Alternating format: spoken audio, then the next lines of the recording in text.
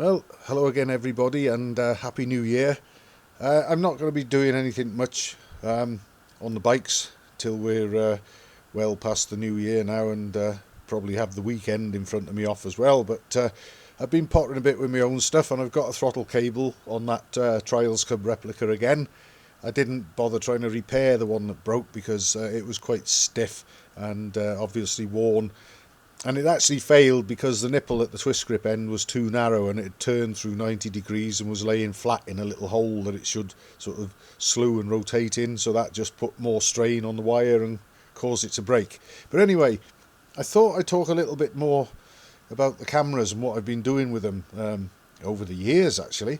And I started off with the Olympus digital camera that I've already described in a previous video, and I'm going to make a playlist up because this will be the third video I've made about the cameras now, so I think a little playlist is in order, and then we'll be able to sort of follow and look back on the whole sort of stages of events. But after the Olympus camera, which would only film 45 seconds at most in one go, and it had a huge appetite for batteries, I got one of these.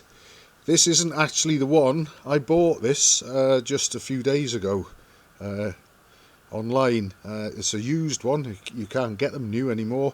But I had one identical to this that I used for the best part of 9 years, and it just wore out basically. So I thought I'd get this as a backup to this, which my family bought me for my birthday actually in November.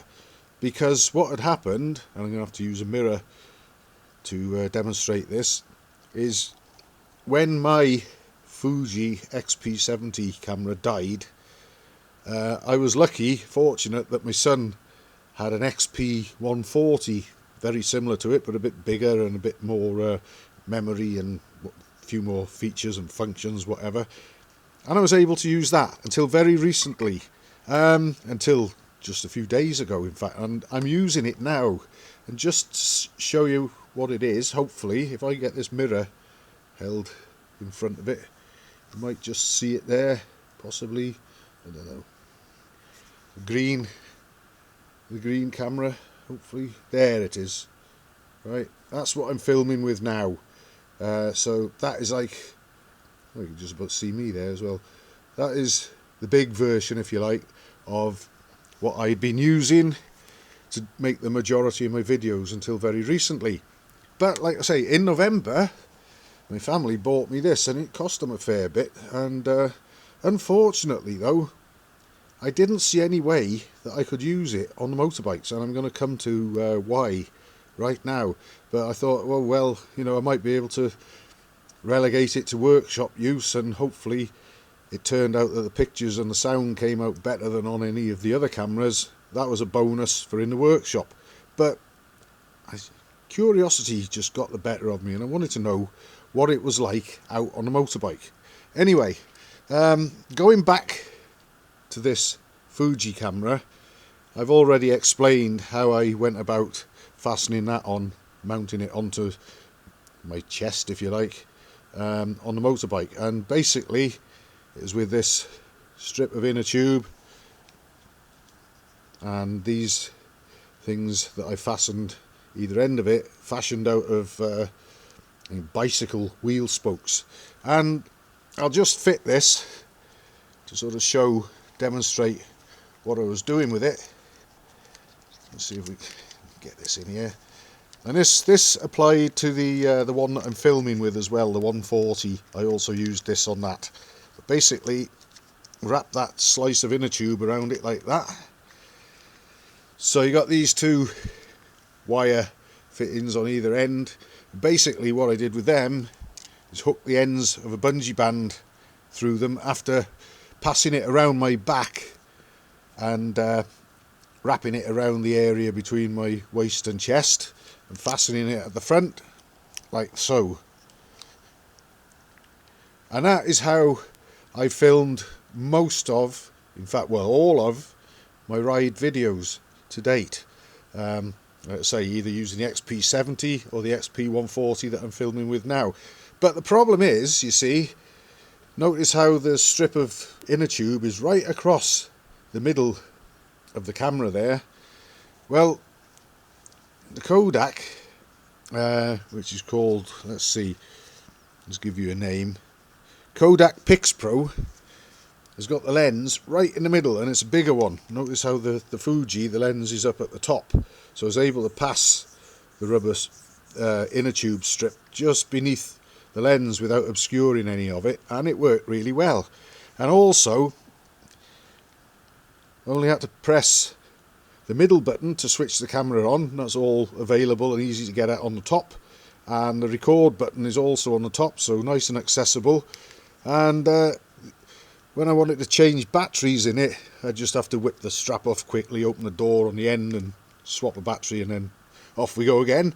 But I couldn't really figure out how I was going to wrap anything around this camera to fasten it to me on the bike without it possibly making a bid for freedom and being a rather expensive and stupid mistake. And I started off with this, which just sort of ended up looking horrible. I did actually get the camera fastened to this mess with all the cable ties on it and everything, and I got it to a point where I could have fastened this onto myself, but I wasn't really happy with the camera angle, and of course it's very fiddly to set up and attach the camera and then get the camera out of it again and so on. So that was a non-starter. So I thought about it some more. I thought, well, maybe there is a way that I can actually use the inner tube trick again. So here I've got this. I started with a slice of inner tube like this, a wider one than I've used on this, because I came up with a completely different idea that's actually turned out to be quite a good solution. And here's the Mark 1, if you like. I got the inner tube and got my big hole punch. I made a hole in the inner tube there for the lens to come through, so I could wrap the inner tube right around the camera and have the lens poking out. But that made access to the rather more awkward buttons on the back of it, and I think it's that one there I have to press for record. Now remember, that was on the top of the Fuji camera, but it's there, and that was the inner tube around it with a hole in it for the lens, made all that rather awkward to get at. So I thought, what can I do about that then? I decided I'd make a smaller hole in it, in the area where that record button was. So what I finished up with is the Mark II, and it's a work in progress, this actually. I'm going to probably upgrade from these heavy duty cable tie things to something along the lines of what I used for the Fujis, you know, wire brackets on the ends. I got this, and I'll fit it now to the Kodak. There's the hole for the lens. This might prove interesting to some, probably completely boring to the majority, but I'll show you what I did. Basically, and get the camera right into this, stretch that hole for the lens over like that, and just a bit of tweaking and wiggling and so on. There we go. Yeah. And you'll see there's the lens poking out of the strap that I made, and at the back of it I can get at the record button. The power button is on the top anyway, nice and accessible, and I can take photos on that one as well if I want. But the main thing is I've now got the camera in a secure mounting with the lens fully clear of the holding strap. I can access the record button, and also I can access the door down here that the batteries live behind. I think I can probably... This is difficult to open at the best of times actually, The Fuji is easier. There we are. So that's where the battery and the memory card and everything live. So I don't even have to take this camera out of the mounting strap that I've made to change the battery.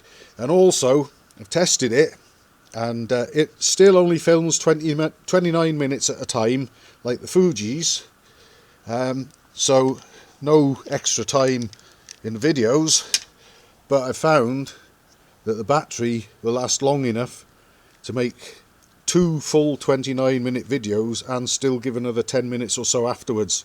So I'm getting twice as many videos out of a battery than I would do with this one. So I think overall, actually, although I originally had my reservations and thought I wasn't going to be able to find much use for this camera, it's actually turned out to be, I'd say, quite an improvement over what the Fuji's could offer. But I'm going to keep the Fuji's to hand just in case I need them as a backup or whatever.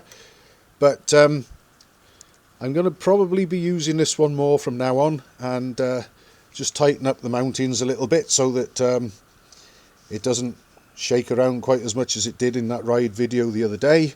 But I think overall, I think we're in business with this, and I just thought I'd share it with everybody that that's what it is that I'll be using from now on, and what I've used before that might still be used as backup cameras occasionally. So the bungee band remains in business, and we've got a similar but improved method of mounting and securing the camera. So happy days and happy new year.